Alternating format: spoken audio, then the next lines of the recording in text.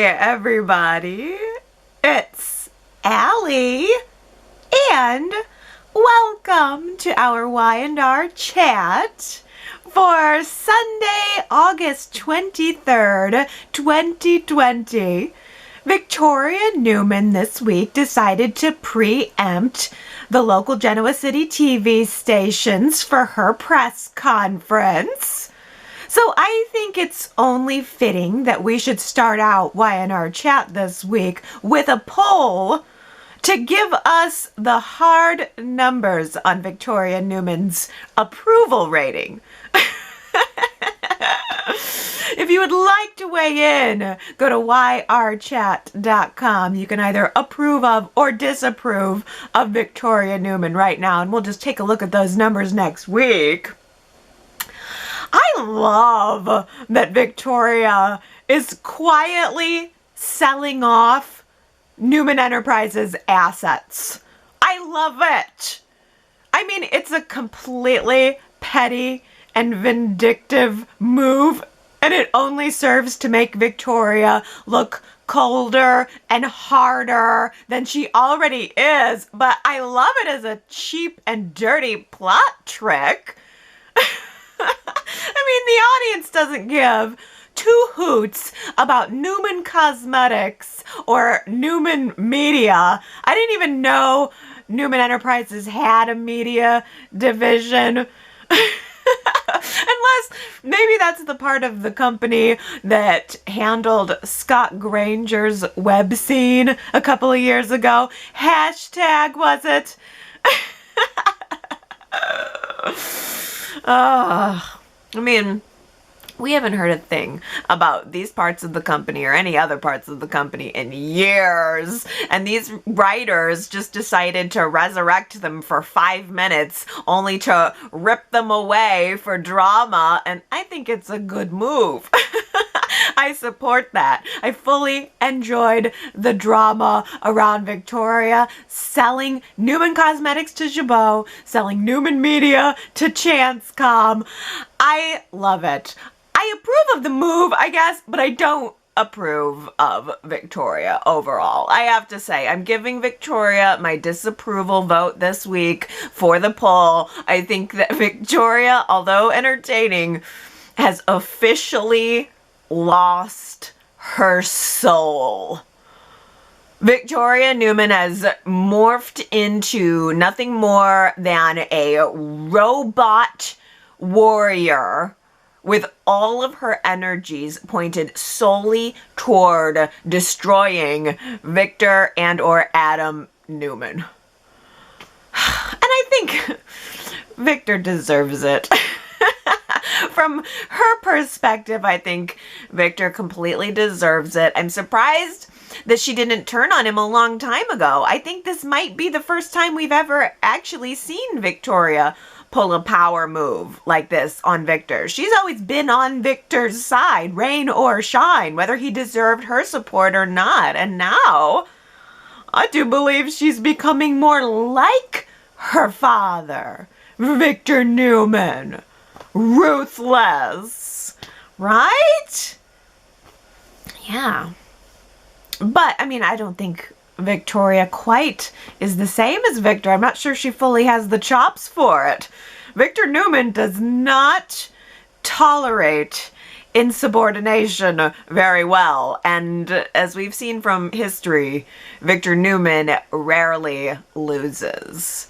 So I worry about what's going to become of Victoria in all of this after the dust settles. I think she's gonna have a hard fall from the top. And I don't know, maybe it's not a bad thing. Maybe Victoria, after her fall, will find a way to rebuild herself as a nicer, more lovable person.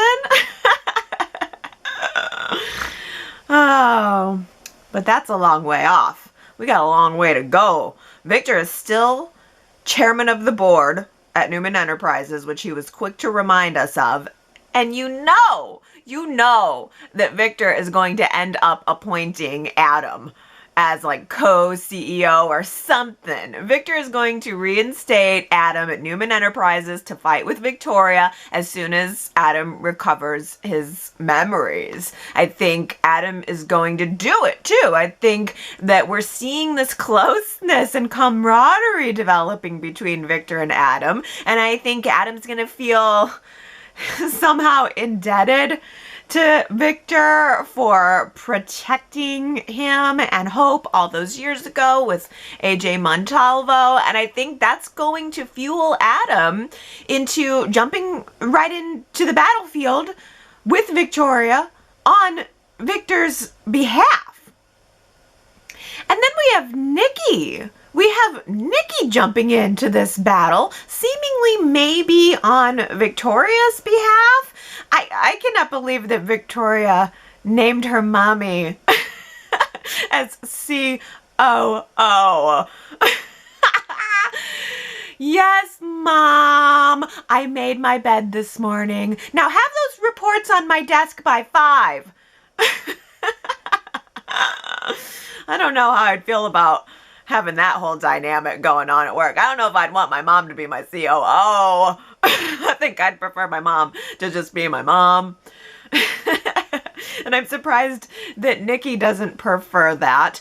I don't know. How is Nikki going to do as COO? I mean, I'm sure as far as competence goes, I think Nikki's going to be a fine COO. Maybe she'll be the kind of COO of Newman Enterprises that Lauren is of Jabot Cosmetics. Remember that? How Lauren is the COO of Jabot Cosmetics, but we never see her. We've never seen her doing a lick of work at that company. I don't know. I guess she's busy purchasing Jabot Collective now. All right, we're getting the off-screen update, but I'm wondering if we're ever going to see Lauren and Michael again. I guess there's just not enough drama going on at Jabot and Fenmore's to have them in the front burner. I don't know. I don't even know exactly why Nikki agreed to take the job when Victoria offered it to her. Part of me thinks that she probably would have been better off just staying out of it. Now she's in the middle of this whole mess. And I guess it's because Nikki sees herself, and probably has always seen herself, as the Newman family mediator. She's always the go-between between the hard-nosed Victor and the two children. And maybe she's hoping now that she can provide a little bit of cushion between Victor and Victoria, possibly try to help heal that relationship. But you know that she's just going to end up being caught in this tug of war. This week, Ray literally opens up the door for Sharon and Adam. Sharon then opens up to Adam about her cancer. And Adam wants Sharon to help him open up his lost, repressed memories. But Adam wanted Sharon to help him do this without telling Chelsea. Adam initially wanted Sharon to counsel him and to promise to not tell Chelsea anything about it. Ooh. What does that tell ya? Oh no, or oh yes, depending on your perspective. Sharon was not having it, though. I appreciated Sharon deciding that was maybe not a good idea. Sharon insisted to Adam that if she was going to be his therapist, if she was going to help him, everything has to be above board. It has to be totally professional and in the light of day. That goes for him and Chelsea, and that goes for her and Ray. Only Ray took the news a little bit better than Chelsea did. Ray, being Ray, told Sharon essentially that he doesn't like it. He doesn't really like it. He doesn't like Adam. He doesn't like the idea of her getting tangled up, but he respects her decision. And if Sharon feels that she wants to get involved with what was it that she called it? Adam's narcissistic tendencies. If Sharon wants to get involved with Adam's narcissistic tendencies, then she should go ahead. But be aware, Sharon, that you're taking a risk. The risk is that Adam's trauma could find a way to cause you to veer off the path of dealing with your own trauma, the cancer.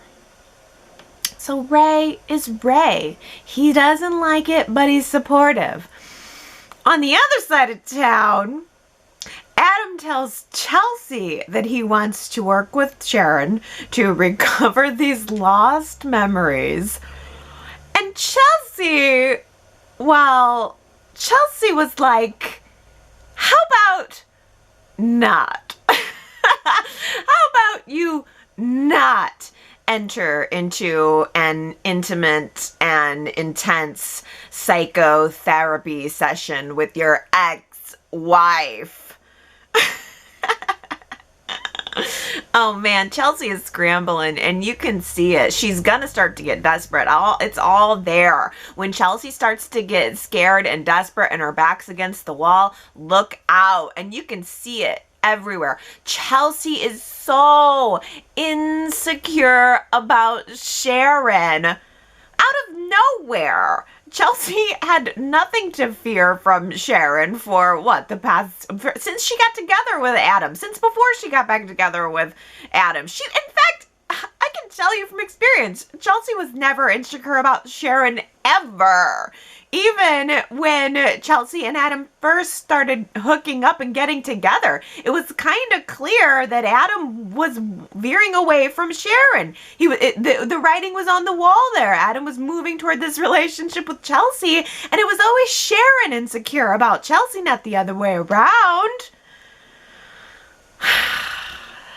Different days. These are different days because Chelsea not only put her foot down on that idea with Adam, but then she went to see Sharon to put the other foot down too. Chelsea's perspective is, let's just forget all about your childhood trauma or whatever. Let's just forget that. There is no point in unearthing it all. And if you absolutely have to see someone, please let it not be Sharon. It's a perspective. I mean, if it were me and my fiance, I would put my foot down on the ex-wife part of the plan too. And then I would be doing everything I could to present him with some other options for therapists. But it seems there's only one way. It's just the accepted norm that there's just only one way to deal with it. It's either Adam has therapy with Sharon or he doesn't get it at all. I guess it kind of bugs me that Chelsea went over to Sharon's house all fired up and I was ready for an argument. And then the second that Sharon reveals to Chelsea that she has breast cancer, thinking that Adam would have told Chelsea all about that, Chelsea just backs off and changes her mind completely. Chelsea then goes home. She tells Adam that she supports the therapy with Sharon 100%. And I guess the reasoning behind this, the thought process behind this for Chelsea is the assumption that if Sharon didn't think that Adam really needed this therapy, then she wouldn't be offering herself up to do it with everything that she's got going on in her life right now. And I agree that is a convincing argument. There's an argument that he needs to have some help, 100%. I just wouldn't be convinced as his fiance that he needs her help. Oh.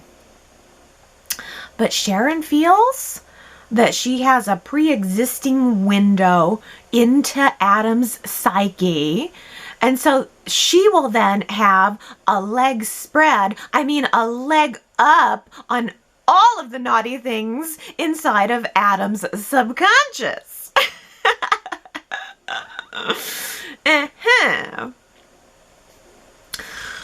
So as the week wrapped up, Adam and Sharon did have their very first therapy session together, but it did not yield the results that Adam was looking for. And I mean, all I could think the whole time during Adam and Sharon's therapy session was, hey, Sharon, if this whole talk therapy technique is not working out, getting him to open up and relax and talk about his childhood, hoping to jog a memory lightly, have you considered the bang therapy method? I mean, some memories are just buried so deep that you have to bang them right out of someone. I mean, let's be honest. Whether you like it or not, that's what we're all waiting for. I thought that Abby and Chance were about to have some big knockdown, drag out argument this week, but no.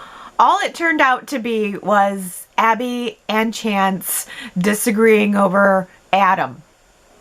Chance likes him, Abby doesn't like him. So what? What's it matter? Why let Adam become a problem for any more relationships in this town anyway? I'm glad that Abby and Chance decided to agree to disagree. I like them together. I think they're a perfectly nice couple.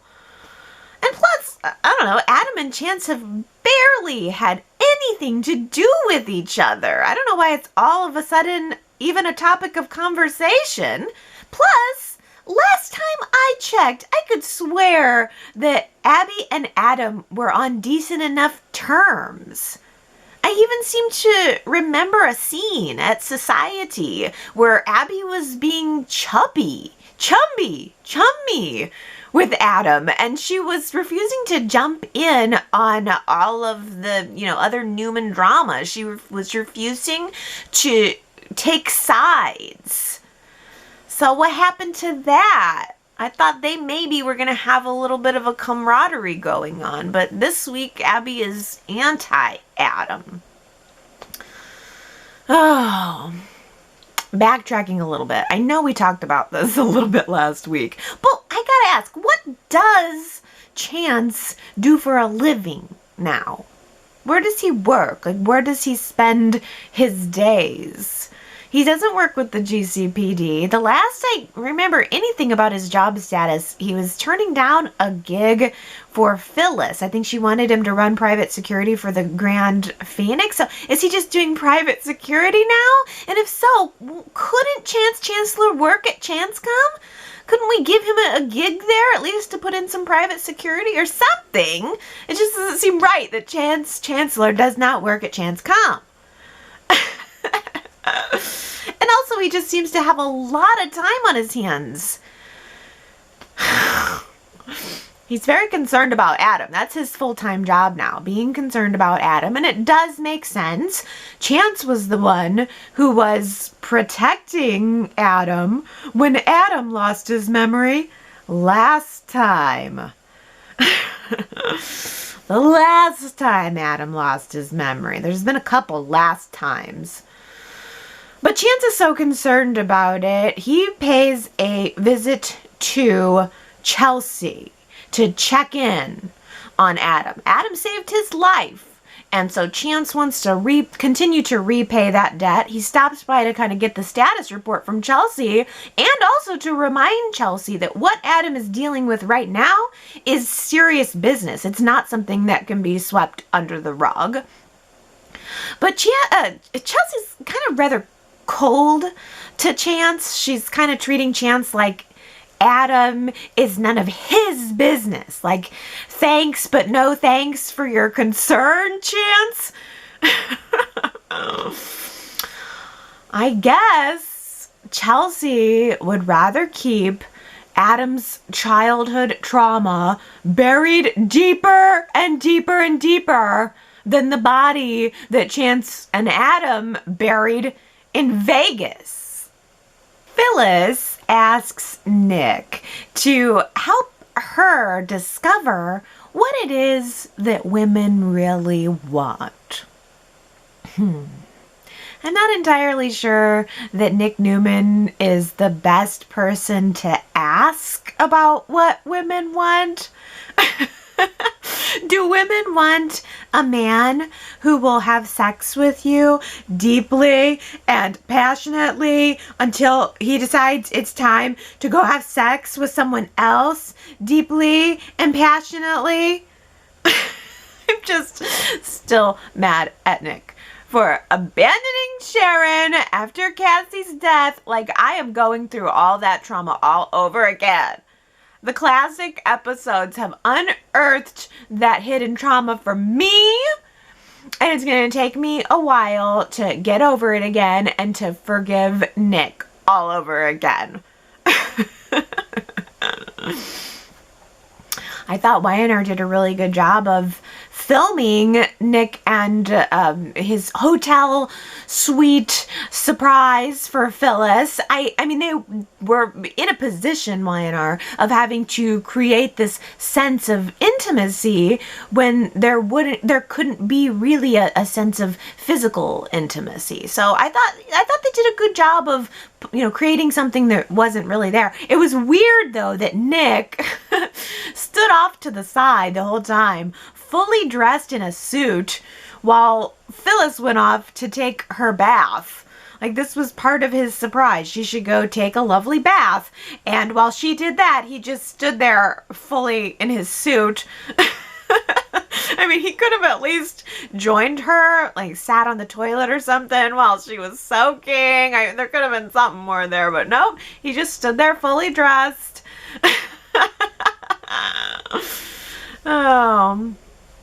He had milk and honey bath salts in that bathroom for her. That sounds lovely. Milk and honey bath salts and a honeysuckle candle that is very rare, apparently.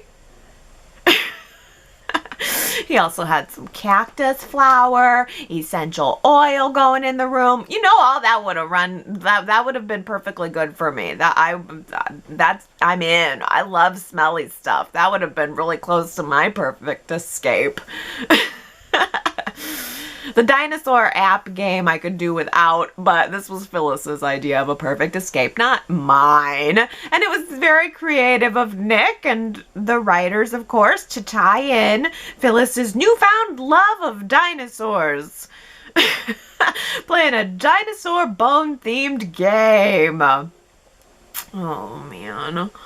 I do appreciate that the Nick and Phyllis gaming bond that was started at the time when he started the affair with her, when he was still married to Sharon. I do still appreciate that whole gaming bond has evolved from the days where they were tied into their game system and sitting in front of the TV and just like being bros playing this game, to now they're playing the game side by side on an app. I think that's a cool transition of this little thing between them. Well, Nick's surprise escape for Phyllis has now helped her. She really appreciated what he put together because it helped her solidify her idea for the Grand Phoenix's next new big venture. Phyllis doesn't want the Grand Phoenix Hotel to just be a boring business hotel. No, she wants it to be a resort, an escape, a fantasy. She wants to be able to cater to her female clients and give them personalized private getaways from the world. Come to the Grand Phoenix and let us take care of you. What's your fantasy? Well, here at the Grand Phoenix, we will make it happen. I love this. I love this. I mean, the idea of just kicking back in a hotel room with a massage, maybe some of those milk and honey bath salts inside of a jacuzzi tub, that sounds like a good escape to me. Throw in some good food and maybe a binge watch, and I'm in. Maybe Abby should have been at the Abbott house to hear John's words of wisdom over the old Bixley. Money, success, and power. Those are the things that Abby and Phyllis have been warring over for months now. Money, success, power, respect. Abby and Phyllis have so much more in common than they realize. They're both very ambitious women. They just have two very different approaches to achieving their goals. And I thought that they had a really interesting argument there on Friday, and it really brings back into the show that sense of rich versus poor, or the lower versus the upper crust. I think that that's something that has been missing from the show a little bit in more recent years, but I really got a sense of it from that conversation on Friday. The class war. I mean, we saw that in the original episodes of Y&R. I think Phyllis probably would have been great friends with Snapper. Grumping about the richies in town.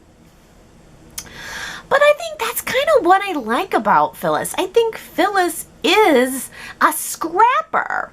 Phyllis did build herself from the ground up. And she sees that as being more of a legitimate win than Abby, who had the security of both the Newman and the Abbott family name and all of the money that goes along with it.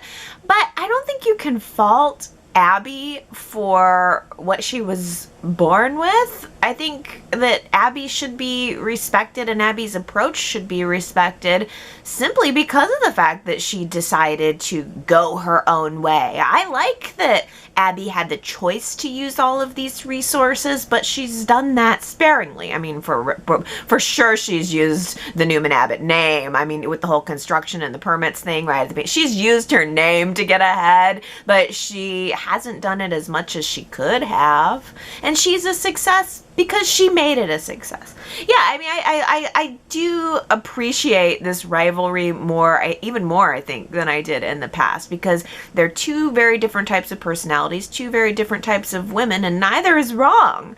It's just a little bit of a clash of personalities. But I was very excited to see the previews for next week. I mean, when I saw the previews of Y&R on Friday, I'm looking at my screen and my face lit up. Phyllis has invited Abby and many of the other ladies in town to announce her whole personalized Grand Phoenix getaway idea, and it sounds like she even used Nick to do a little bit of research into what some of the ladies would like as a personalized getaway, and she's gonna surprise them all with their very own retreat on the spot. I was just so excited to see everybody standing there and Phyllis getting ready to make her announcement. And it's also her doing something nice for the other ladies and getting that sense of, even though they're not friends, getting a little bit of a sense of, girl power and friendship. And I love that. I really love that. Oh, this has so much potential. I wonder if we're actually going to see each lady getting, even just a little bit of a taste of whatever their surprise is. Or are all of the ladies just gonna adjourn to their separate suites and then return to the lobby talking about how great it all was? I missed Tracy. Tracy has become one of my favorite characters on the show, and watching her evolution through time after having watched the classic episodes, it really gives me a deeper understanding of her and even more of an appreciation of her. Tracy is a character who I love so much now, but who was mostly off the show by the time I started watching in 93. So lucky me, I'm getting able to discover and experience Tracy all over again. Like, I'm seeing her then and I'm seeing her now, and I just love her. She is so optimistic and up for an adventure. And I think that Beth Maitland really plays adventure well. I love her sense of anticipation over this Bixley mystery. I mean, I still don't love the fundamental concept of having another Dina mystery. And it's not just that it's a Dina mystery. If it was just a Dina mystery, that would be okay. It's that it's another Dina mystery. But I do love Tracy, and that helps cushion the blow for me. It gives her an excuse to be front and center. And I loved the line where Tracy was trying to search the Abbott mansion high and low for these old home movies, and she was talking about how big this old place is and how it has so many nooks and crannies. It's so big and so vast that there could be a dusty old secret in any corner of the mansion. And that idea really, really spoke to me and made me feel intrigued and excited about the Abbott mansion, even just the part that's in my imagination. I wish that Y&R would do some kind of prop plot twist, like have Tracy turn around and open up that old curio cabinet that's in the background and it's just sitting there doing nothing, but maybe she opens it up and then boom, a new treasure is revealed. I think that would be really a fun way to do some type of mystery around the Abbott home. But no. At the beginning of the week, the Abbott mansion had been searched high and low, and they were at a dead end with the Bixley mystery. But wait! Abby has an idea. How about Dina's old apartment in France? I guess for some reason it's just sitting there empty, sucking up her finances. Why? Why didn't we have her stuff brought over before? I don't know. Let's just have we'll have that caretaker fax Dina's stuff over and we'll look through it. We'll figure it out. Maybe it's there. Now, I don't know if y'all know this, but the caretaker of Dina's apartment and belongings in France is my Uncle Marcel. Uncle Marcel has been working for the Abbotts for a really long time. You might see the family resemblance because sometimes we both wear neck scarves, me and Uncle Marcel. Actually, Marcel Marcelson is his full name. So Uncle Marcel fires up the fax machine and he faxes over those boxes right away to the Abbott mansion. And lo and behold, Tracy finds a single home movie reel that Dina has held on to all of these years. What intriguing secrets could be on this home movie reel? Well, much to my surprise, the intriguing new secret didn't have much to do with Dina at all. It was more just a life lesson for Jack.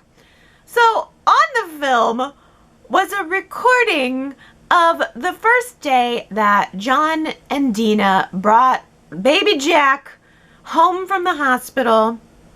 John is holding the camcorder and he's talking to Dina and he's talking to the camera and he is sharing some philosophy and some wisdom about life and also about the life of his new son. John was saying, I don't know what's next for little Jackie, but it's sure to be explosive.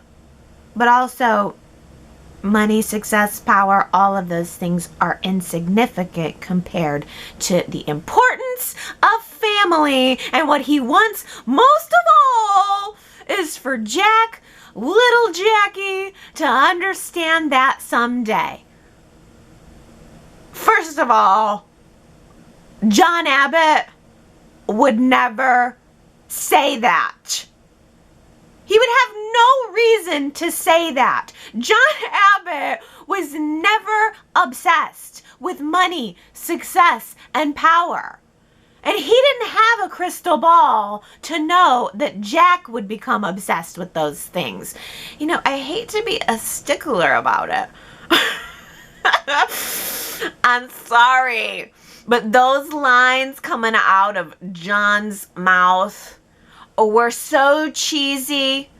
They were mac and cheesy, y'all, and I was not having it. Are we supposed to believe that while Dina was away gallivanting around Europe, like after she got home from the nude beach, she was popping in that old home movie reel from time to time, memorizing this message for Jack and never telling him about it until now? And why now? Why now? Money, success, power, those things aren't important, Jack. Oh, gee, Mom, couldn't you have passed that message along to me yesterday before I bought Newman Cosmetics for over market value? Lola is back from Miami, and there's good news, bad news. The bad news is Lola's Miami restaurant venture was not a success. She had to abandon the place completely. It's hard times for restaurant owners, you know. So I think, though, we could spin this. Why not show Lola firing up the old food truck again? It was something she was passionate about, and food trucks are more relevant than ever, delivering food so that people don't have to sit together in a restaurant to dine out, so to speak. And also the food truck would be something that could be filmed with 6 feet of distance between the actors naturally. I think it would be cool. I'd love to see the food truck again. It was something I always appreciated about her, and I also appreciated the fact that it made her seem like she was, I don't know, a little more relatable. She was a small business owner. Lola fast-tracked her career too fast, and she admitted that this week. So maybe we can correct for some of that and get her back to her roots. Although I don't know, maybe the food truck is too painful for Lola because it reminds her of her other failed business venture, the business of being married to Kyle. That only lasted a few months, although it was through no fault of her own. Kyle expressed to Lola, to Theo, and to Mariah this week that if Lola wants to be with Theo, he just wants Lola to be happy, so be it. And he and Theo used to be friends, and now they're family, so Kyle's decided he's not holding any grudges against anyone. Well, how gracious of him. Thank you so much, Kyle, for letting us all off the hook. Well, even though Kyle seems to be letting Theo off the hook for what happened at Chabot, I was really glad that Lola didn't let Kyle off the hook for what happened in their relationship. I was really glad that Lola was in no way sheepish around Kyle this week. They talked, and she looked him dead in the face, and she said, you know what? I'm stronger for what you put me through. So, thanks, jerk. I added that part. Because it was from my heart. I mean, you know what? Both Lola and Theo could have put their tails between their legs and they could have run out of town. But the good news is Lola and Theo both appear to be sticking around. I mean, there had been some rumors floating around on the internet that Sasha Calais was going to be leaving the show, but Lola revealed to us this week that she feels that she belongs in Genoa City. It's her home, and she wants to stay here, right alongside Theo.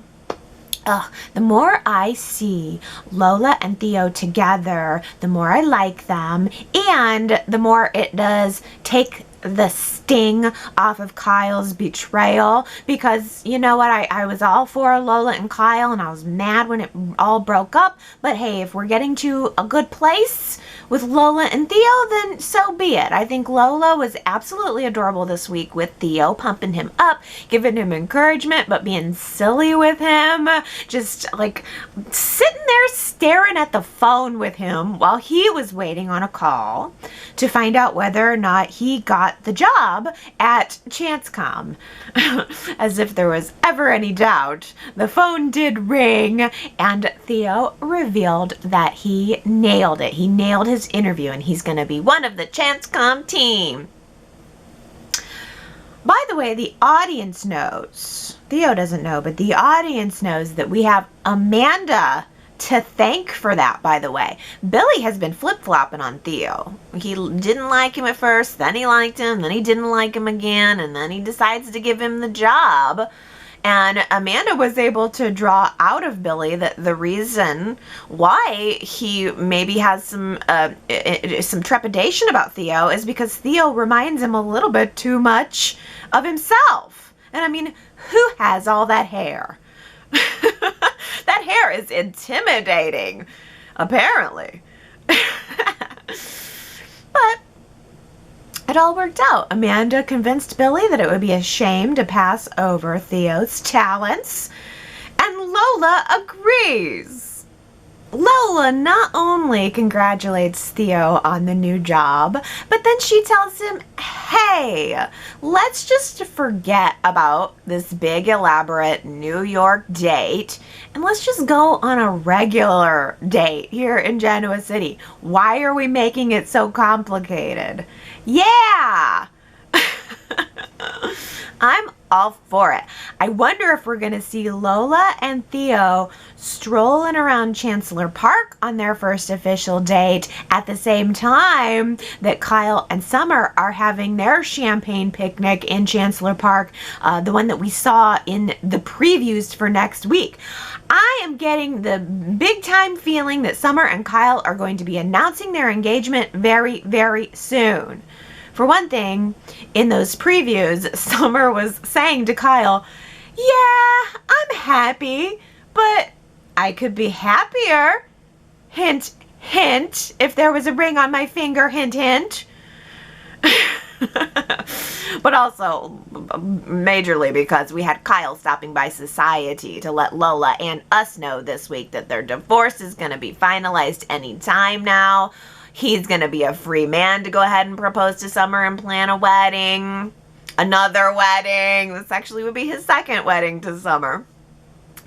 But then the cherry on top of all this was the coffee house run-in between Kyle and Nick. I mean, that was so cool and so hilarious. It is written in stone that Nick and Kyle are about to become in-laws. Oh my goodness. Those scenes were so funny and so fun. And it actually made me hate Kyle a little less. I forgot for a minute how much I hated him because it was just so funny. I mean, Nick pranking Kyle, pretending to be the overprotective dad, that was funny. But when Kyle decided to return the prank by telling Nick that he and Summer were in an open relationship, oh gosh. Kyle's smug attitude while he was laying all this out to Nick, like, that's what sold it. I was dying on the inside for Nick. Yeah, I'm in an open relationship with your daughter, and here's how it works. I go out, I hit the town, and then I come home and I hit it with your little girl too. Ah! Oh. Nick was about ready to throw Kyle and his open relationship out the nearest open window. I am ready to collect my prize. Who said it? I thought this was going to be an easy one, but only 3 people guessed it. Henry, Jamie D, and Ambreen all guessed that it was Abby who said, I am ready to collect my prize. She was talking to Chance, and she was commenting about, he had declared her the winner of the game that she's been playing with Phyllis, and so she said, well, I'm ready to collect my prize. And then she goes in for that off-screen kiss. That was such a obvious moment to me, because I think it was one of the 2 implied kisses that we had during our first week back to new shows, and so I thought everybody would see it, but no, only 3 winners. And now I'm left with the decision. Do I go with a hard quote this week or an easy quote? Well, okay, I'm just going to give you a hard quote. I don't know if it's hard, but I think it's harder than my alternative. So let's go with this. Who said it? I expect the best, but I guard against the worst.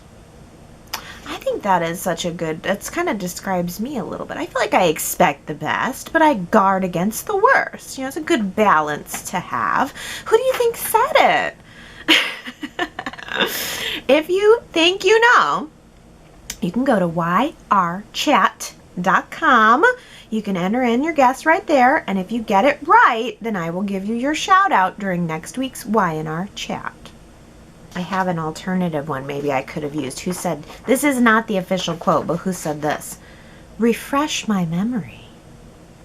I thought that was a great line and a great moment. Refresh my memory. Because everybody would probably think that it was Adam who said it, since he's going through the process of needing his memory refreshed. But it was Sharon. That's almost kind of sexy in a way, right? She says, she's like talking to him as he's telling the story of his youth on the farm. And he's saying, haven't I told you all this already about how I, gathered eggs in the morning and etc. And she said, refresh my memory. Oh, that was coy, Sharon. We see what you're up to, Sharon. You want it all. It's not just that you want Adam, it's that you want it all. You want all the men. And you can have them. Oh, well, we'll talk about some comments about Sharon and Adam and all that stuff later. Let's start out here with Lola. Gary says, how great it is to see Lola Rosales Abbott today. There is a true Y&R star and missing in action throughout the Facebook pandemic fanfare for Y&R.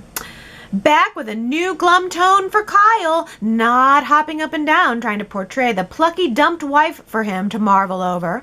I'll tell you what I'd like to see. I'd like to see Y&R plunge into a switcheroo on the switcheroo and have Kyle go panting after Lola again.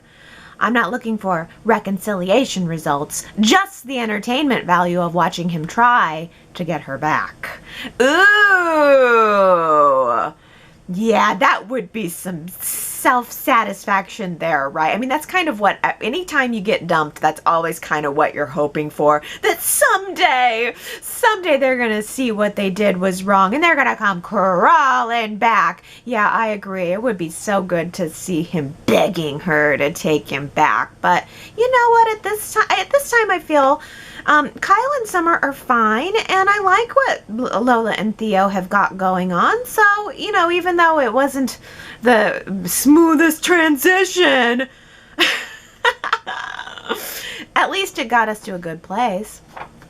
Sherrod says, well, it's pretty clear that Theo, and especially Lola, still has animosity toward Kyle.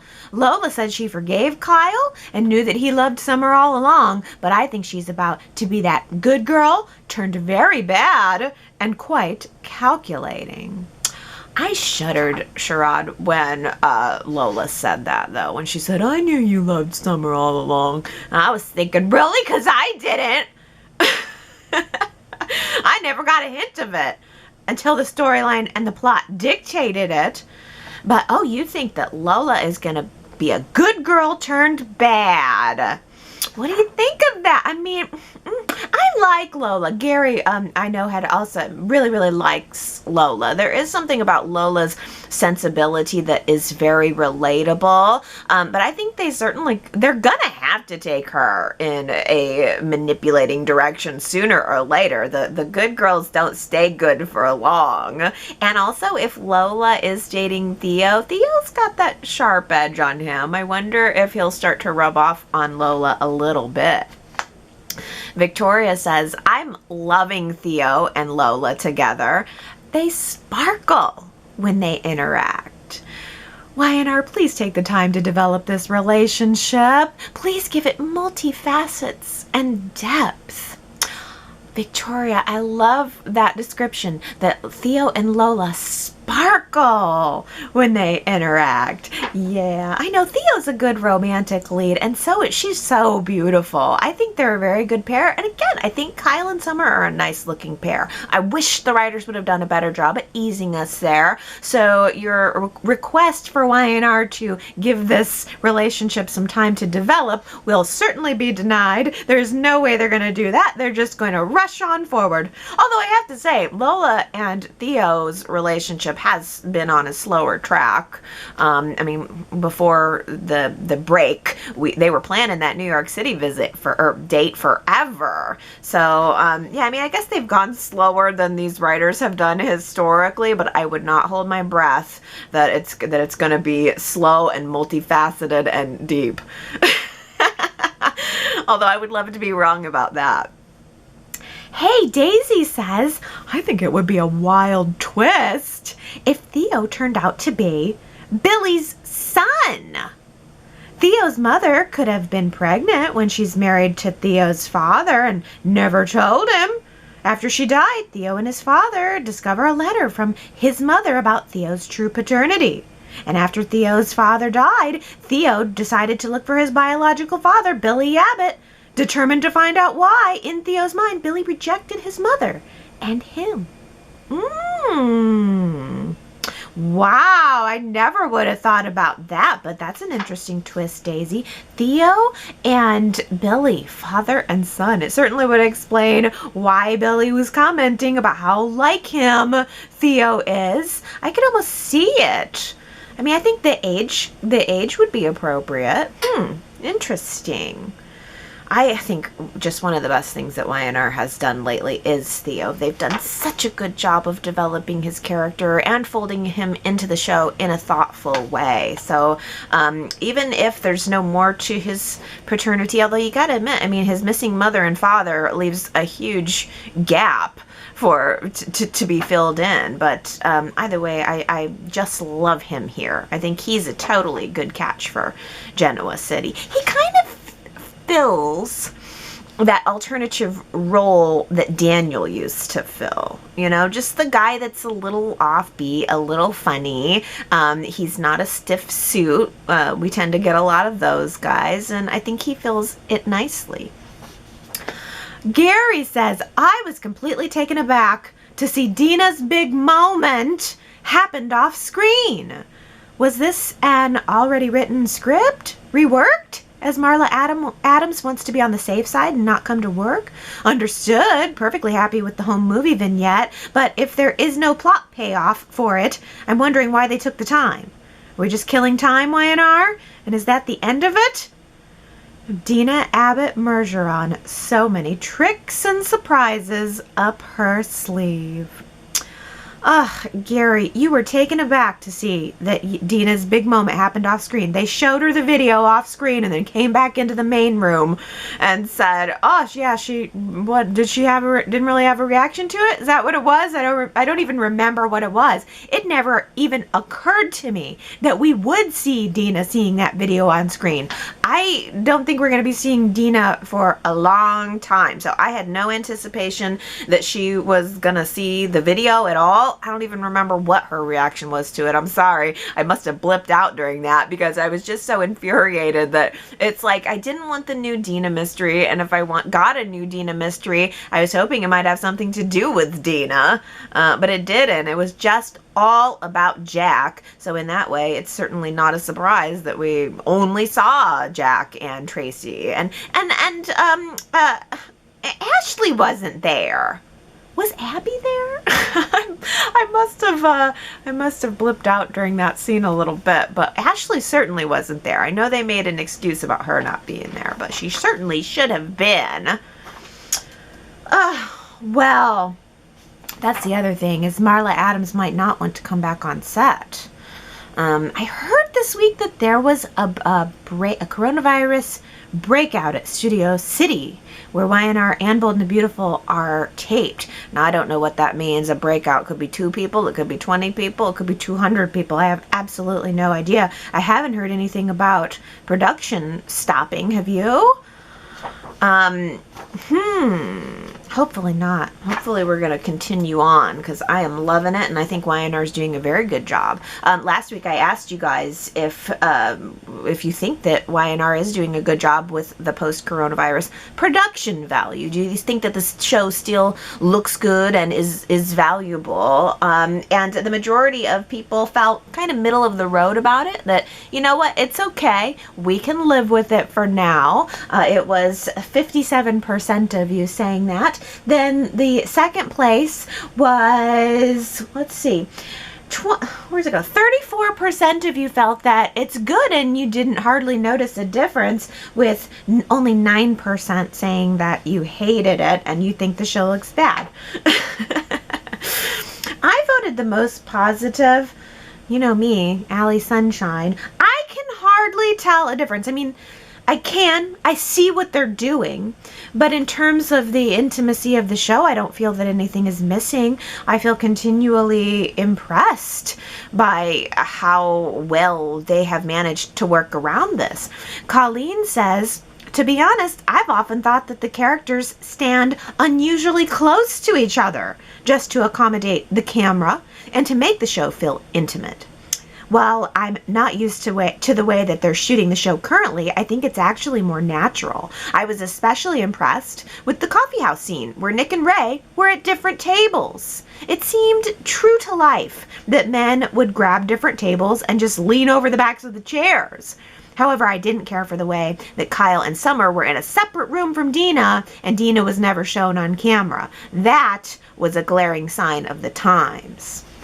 Yeah. Absolutely. But oh yeah, I totally noticed that Nick was sitting in the booth, Ray was sitting on the table, and there was something about that seemed almost better.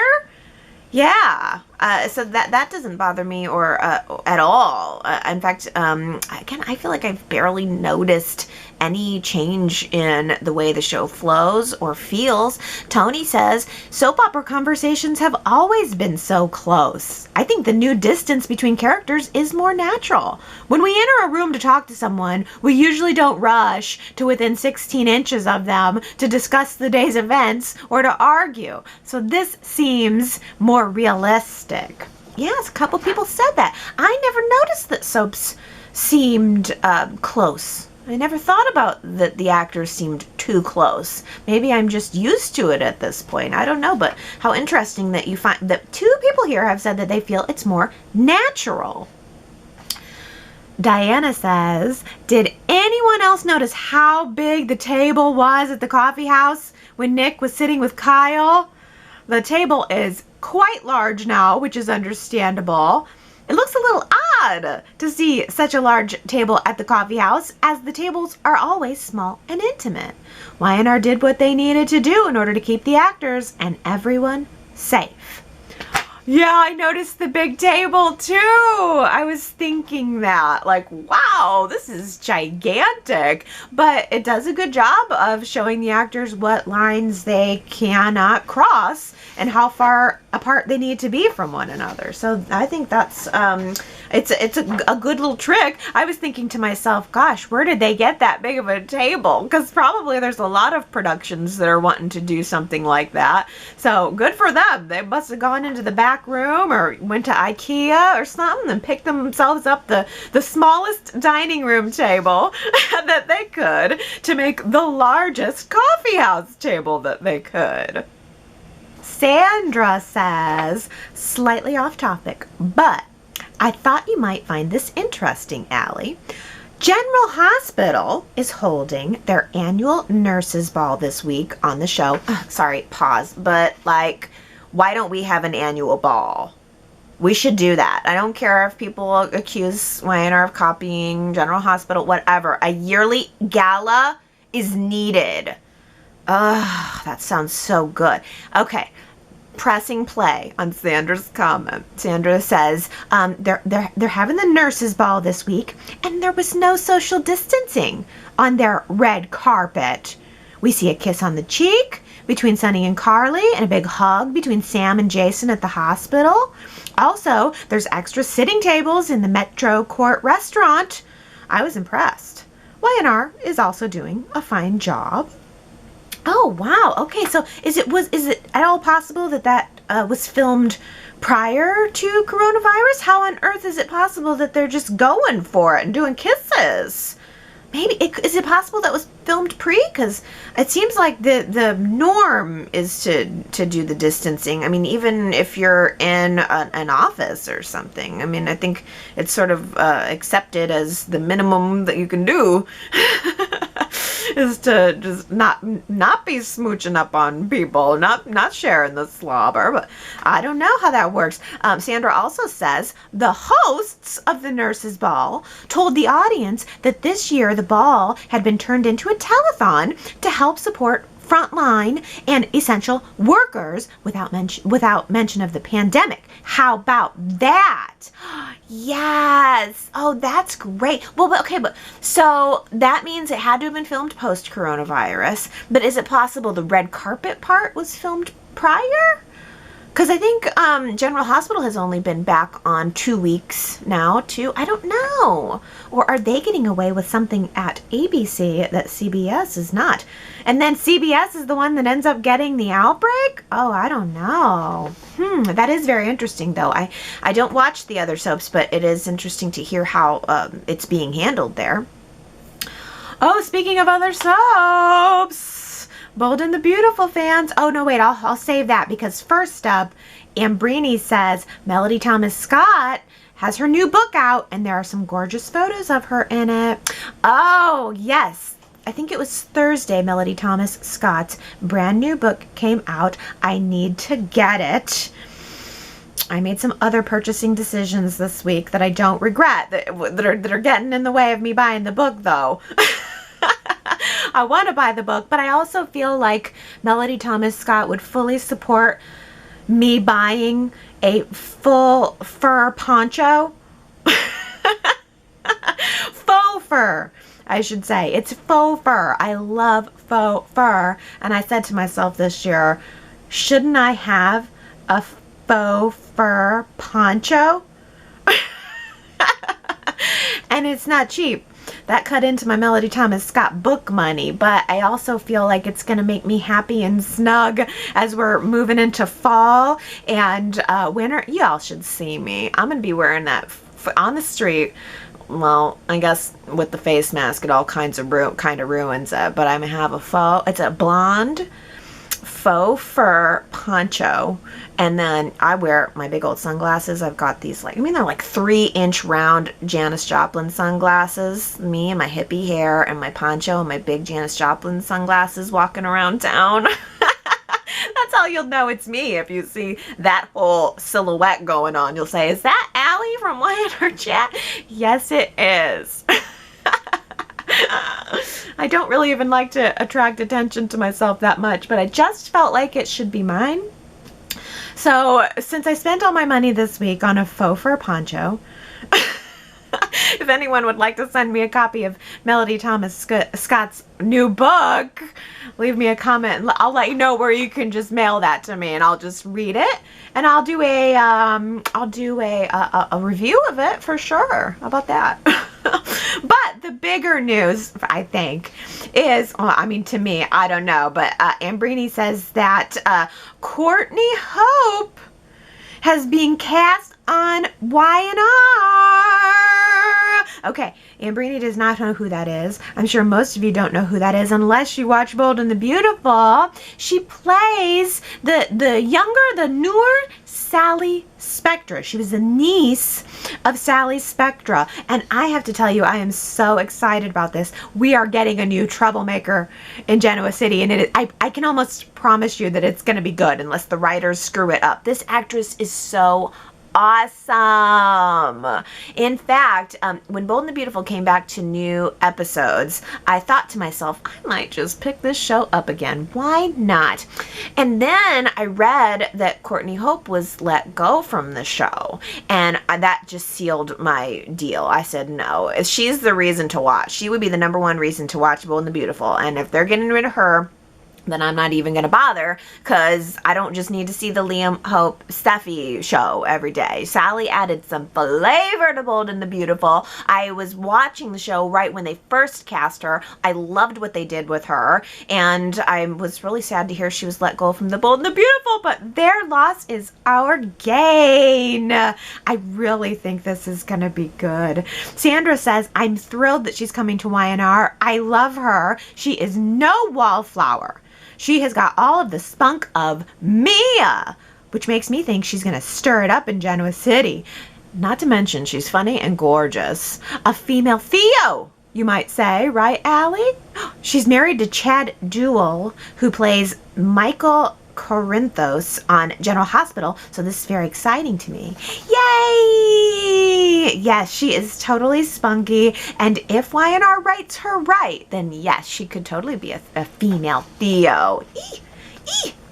Sherrod says, I love this too, and I'm hoping she'll still be playing Sally, because the two soaps have been known to swap characters. Yeah, that's kind of what I'm hoping too. Rather than writing her on as a new character, I think it would be fun to bank on her popularity as Sally on The Bold and the Beautiful. So yeah, that's what I'm hoping. I'm hoping it's not a new character, but it's a crossover. I think that is very smart and something that Y&R and Bold and the Beautiful should be doing more of. I think they should be doing more crossovers. They should be doing more to utilize the two to utilize and connect the two fan bases. Oh, well, let's move over. Sally, move over, because we're going to talk about now Sharon and Adam. Diana says, I liked Sharon's turquoise blue blouse that she wore for Adam's therapy section. It was a sexy blouse that Sharon chose to wear for Adam, which I found interesting. Maybe I'm making too much of it, but it seemed a little dressy for the occasion. I think Sharon wanted to make sure she looked extra attractive for Adam, as she is still very much attracted to him, whether Sharon wants to admit it or not. I wonder if Ray thought the same thing. I noticed her blue top too, and the first thing I thought in my head was, oh, another day, another halter top. I don't know. It didn't look comfortable. She's really showcasing the girls in that blue top that she had on. We went into that too much last week. She looks beautiful. I guess I can't dock points for that. Now, Henry says, and that's right, this is the Henry of Who Said It fame. Henry says, I feel that when Adam gets his memory back, it'd be so cool to have the actress that portrayed Hope to come back, if she's still around. Ooh, yeah. And Ellen adds, or how about Hope's long-lost twin sister? Give Adam some more family on his side of the equation. Not that I'm biased or anything. Oh, Ellen, we know you're biased. And I love Henry's idea that Hope would be a good addition, or as Ellen says, a Hope twin. I mean, you know I'd be for that. I think that Signe Coleman she's around. I don't know if she wants to work or not, but I like what Ellen is saying, that some bringing on Hope, or who knows, maybe even some kind of long lost other sister or some other child of Hope's or something, would stack the deck a little bit more for Adam. He's kind of alone in this Newman clan. He is the outsider. I mean, even though Abby is the outsider, she still also has Newman and Abbott blood, so she's in. Adam is, he's kind of alone. He's kind of a loner. And it would give him a little bit more family on the other side to work with. I wonder why Y&R hasn't done that. They really could build a lot more around Adam. Oh, although I did see that the girl who played Alyssa is coming back. Alyssa's coming back for a little bit. I loved her, you know, with the curly hair and a personality. Yeah, she was a good cast. I didn't even know, but I guess she's been on soaps before. I didn't recognize her. I'd never seen her. I want to say it was Days of Our Lives, maybe. But she's coming back. I don't know for how long. It sounds like maybe it's just a stint, but she's coming back, and I can't wait to see her. I thought she was great, and having somebody like her around, if she can make amends with Adam, would also give Adam a friend. I mean, all of Adam's friends seem to be temporary, or I don't know, or somehow connected in with Victor, or they're friends of convenience. It would be nice for Adam to have an actual friend, and Alyssa would be a good person for him to confide in, and I like her. Yeah, I think that's a good suggestion. Ellen also weighing in on Victor here, and Victor's big revelations this week. Ellen says, Victor regrets leaving Adam as a boy and not being a father to him. Gee, if only there were airplanes that flew to Kansas back then. Yikes. Imagine if Victor owned a private jet that could have flown him to Kansas whenever he wanted. But it's all Hope's fault that Victor abandoned his son. Wow, Victor, you got so close to just saying you wish you had made the choice to be a father to Adam. That's all. We all have regrets. It's okay to admit them. I really thought you were going to have a breakthrough today, but no. There's always someone else to blame, I think, in Victor Newman's mind. He's never fully at fault. There's always somebody else that's to blame. But yes, Victor is, you can really see that, it's like they're inching Victor there. They don't want him to take any culpability, but it's very obvious that Victor and Adam are now developing this closeness. Victor has all of these regrets, and the weird thing, it's like we're starting to see Victor and Chelsea kind of on the same side too. In a lot of ways, it almost seemed like Chelsea was more resentful toward Victor where last we left off pre-coronavirus.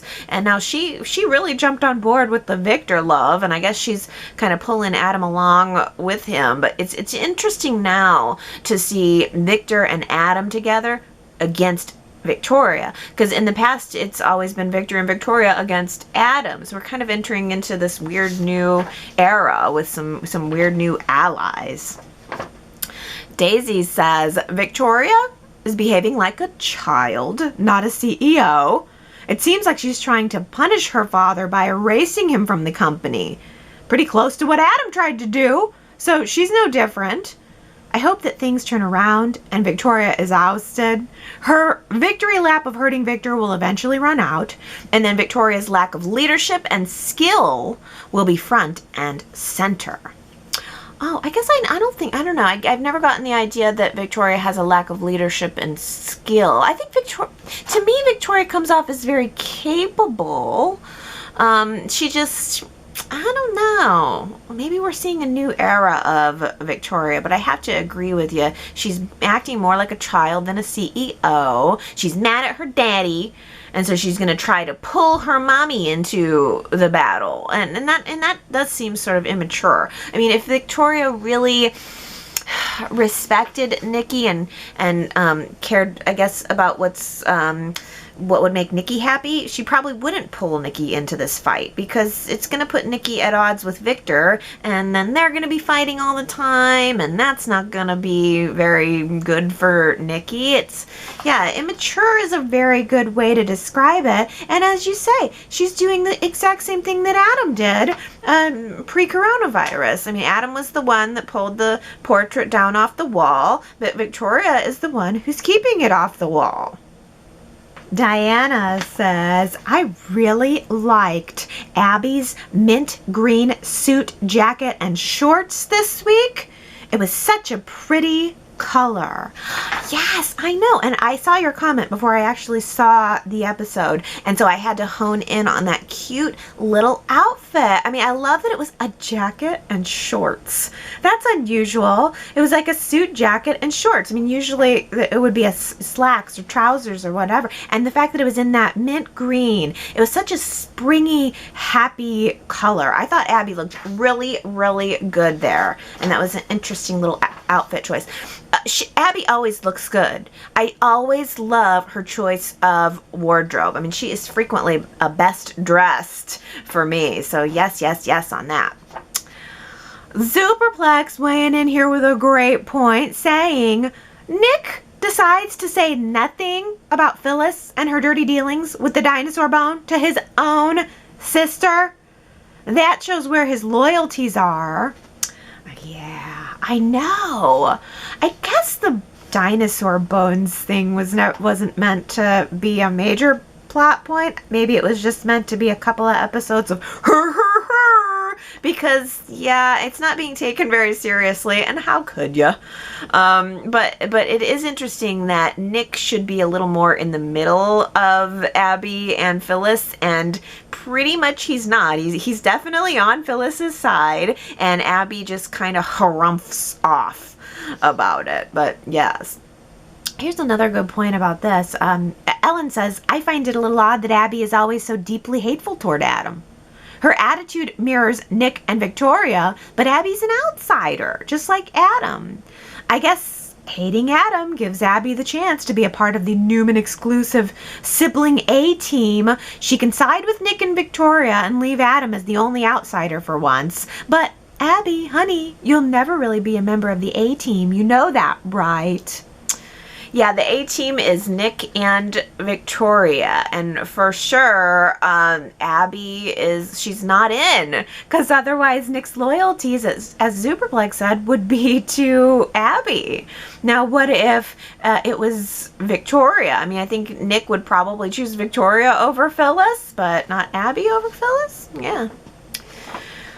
Well, Jamie is loving Phyllis and Nick together, and also loving Phyllis and Amanda's friendship. Jamie's picking up on some changes in Amanda's post-coronavirus production personality. Jamie says, can we just call her Mallory now?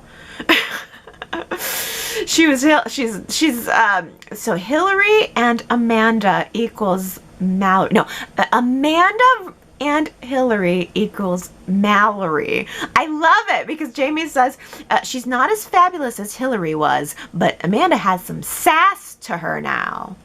Oh, that's a good observation. She's not as stiff as she was before coronavirus, stiff and, suited up and everything. She is a little bit more warm now, and we saw that this week in her conversation with Billy, and she was talking also, reflecting on what happened with Ripley, and she did seem a little bit more warm, and of course she looks beautiful, and maybe she'll be a little more exciting now if we've kind of bumped her back from being like the over-the-top character that Michelle Morgan played with Hillary to now kind of bringing it back toward the middle for Amanda. Yeah. Well, let's end on a nice comment from Shelley, who says, as soon as I heard that Y&R was back, I could not wait to listen to Y&R Chat on Monday morning while at work, even though I'm one episode ahead of you thanks to being Canadian. You are so spunky and enthusiastic about Y&R, and I absolutely love it. My hubby got a good break from Y&R, but now that it's back, we watch it while eating dinner, and it makes eatable dinner, and it makes us take time and eat. He's consuming more wine now, but who cares? Y&R is back, baby! Oh yeah, I love that you watch Y&R with your husband over dinner. That's awesome. And yeah, you can just kind of like slowly eat and get into the story. That's a cool routine. I miss having somebody to watch Y&R with. When I started watching Y&R, I had a friend that I watched with, but no more. It's been a solo mish for me for years and years, but that's so great that you have that, and thank you so much for the nice comments. I had lots of nice comments this week to balance out, you know, all the negativity from last week, which totally died down, by the way. I really have, everybody's seeming to just accept the wig. We have moved in through the stages of grief into accepting Nikki's wig. So the comments were much more nice, and I have to say thank you to everybody who came out just of the woodwork just to kind of give some nice comments and some encouragement to me. Thank you so very much.